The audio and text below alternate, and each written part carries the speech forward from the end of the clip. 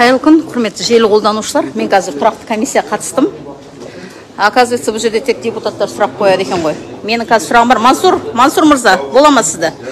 Енді қазір жиналыс бітті ғой. Журналистің аузы ашылды десек те болады. Аузымызды жауып қойған еді ғой төраға. Так, сізге жаңа сын айтылды. Сіз жалған құжатты ұсынды деген. Мен солай түсіндім, өйткені мен жазба түсірдім ол жерде. Сіз сонда депутаттарға жалған құжат ұсына аласыз ба? Ұсына бересіз ба? Оған ешқандай жауапкершілік қаралмай ма сізге? Қалай түсіндіресіз? Өзіңіз таныстырып беріңізші. Менің атым Мансурбек Жаналиевич, экономика және қаржы бөлімінің басшысы. Бұл жерде бізден ұсынылған құжаттардың арасында ол құжат жоқ. Біздің құжаттар толығымен дәлелдеп берілді. Қазір ол бізден ұсынылған құжат қаяқтан келді. Сонда ол депутаттың мақсаты не? Қалай ойлайсыз? Сізді қазір бәрінің көзінше айтты ғой. Жалған құжат берді деді. Мен түсінген бойынша, дұрыс па? Сіз оны не үшін жаңағы цифр бойынша, сосын жаңа салық жиналу бойынша не үшін ондай құжат ұсындыңыз? Сома түсініксіз болып отыр да қазір. Мен ол құжат ұсынған жоқпын. Мен ұсынған құжаттар менің қолымда дәлелдеп қазір депутаттардың төрағасына қазір қоғамдық жиналыс ұйымдастырып төрағасына көрсеттім. Мен ұсынған құжаттар бөлек.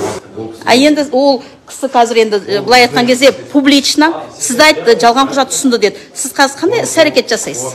Оның қолында тұрған құжаттарын қазір мен алып көрдім. Ол құжаттар бізден ұсынылмаған біріншіден. Екіншіден мәслихаттың шешіміндегі жоспарларға сәйкес келмейді. Ол кісінің енді жалпы депутат мақсаты не сонда? Онысын айта алмаймын. Айта алмайсыз ба? Өзіңізде бір ешқандай ой пікір қалыптаспады ма? Енді ол жерде құжаттардың арасында... Сонша депутаттардың алдында журналистер отыр, қаншама азаматтар отыр, сіз жалған құжат ұсынды деген бізде пікір қалыптасып отыр ғой? Жоқ, енді ондай мен дәлелдеп бере алдым, қазір көрсеттім, мәслихат шешімімен ол құжаттар сәйкес келмейді.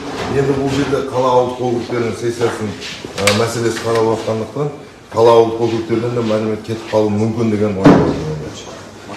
Оларды ұсынуға мүмкін болмайды. Бұл енді сізге қалыпты жағдай ма, нормально ма ол? Жоқ, маған қалыпты емес, потому что мен қазір барып сол мәселені кімнен ұсынылғанын анықтауым қажет. Сол анықтағаныңызды мен бірге анықтасам бола ма журналист ретінде? Журналистік зерттеу жасап? Кім берді? Мүмкін біреу қасақана берген шығар. Себебі ол халықтың ақшасы, халықтың салығы ол. Сіздерде миллион туда, миллион суда деген болмау керек. Сіздерде жауапкершілік болу керек. Өйткені бір тиынға дейін ол халықтың ақшасы. Ол сіздердің қалтадан шыққан ақша емес. Ол бір меценаттың ақшасы емес, халықтың ақшасы. Халықтың ақшасын сіздер сонда немқұрайлы қарайсыздар ма? Менде сол сұрақ. Жоқ, бізде мәслихат шешімімен әрбір тиынына дейін ол жерде нақты... Енді әр жерде әртүрлі құжат жүр ғой? Тоқтай тұрыңыз, бір минут. Сіз не үшін маған кедергі жасап жатсыз? Мен сұхбат алып жатырмын. Бір минут тоқтай тұрыңыздар. Мінекей маған жан-жақ кедергі жасалып жатыр. Сізде оны... Кедергі жалғасып жатыр. Шыққан құжаттар толығымен мәслихат шешімімен болған. Бізде нақты құжаттар бар, дәлелді құжаттар ол үшін.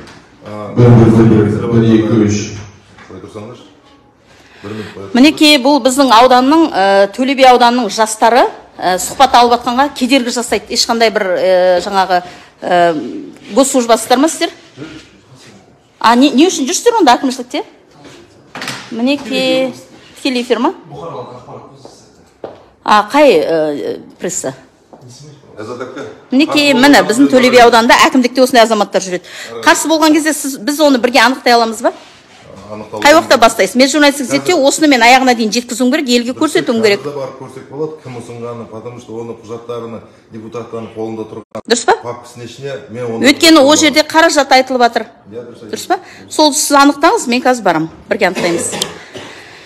Неке жалпы осындай, жаңа бұл енді тұрақты комиссиядағы туындаған сұрақтар бойынша, қазір менің түсінгенім бойынша, жаңағы экономика саласының, бұл жерде вешалка да жоқ бізде, экономика саласының басшысы Мансурға депутаттар тарапынан сын айтылды, құжаттар дұрыс берілмеді деп. Алайда Мансур Жанабілұлының айтуы бойынша жоқ, құжаттар дұрыс берілді дейді. Сонда бұл мәселенің анық-қанығын қазір анықтауымыз керек. Себебі бұл халықтың қаражаты.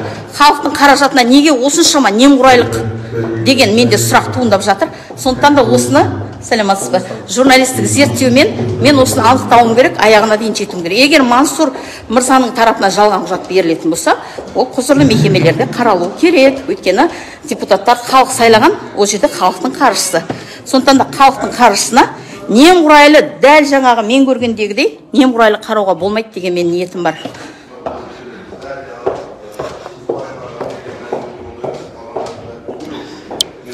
Мінекей Мансұр мырза, анықтап атсыз ба? Маған керек. Егер сіз жалған құжат ұсынған болсаңыз, сіз құзырлы мекемелердің алдында жауап беруіңіз керек. Өйткені депутаттарды халық сайлады. Олардың қарап отқаны мемлекеттің қаржысы емес, халықтың салығы. Сонда сіздерде халықтың салығы бойынша сіздер сонда жалған ақпарат бересіздер ма? Соны сіз анықтаңыз, мен журналистік зерттеуді жасап, менің оқырмандарыма халыққа жеткізуім керек. Түсінікті, кейін анау ол құжаттардың ішінде мен берген құжаттарым, ол мен құжат деген мәселе, бұл жауапкершілікті талап етеді, дұрыс па? Бұл әшейін қағаз емес қой, ол жерде сессия арқылы сіздер мемлекеттің қаржысын, халықтың қаржысын ары бері плюс-минус тастап жатсыздар. Ондай болмайды. Әр қаржының тиынның есебі болу керек. Менікі дұрыс емес па?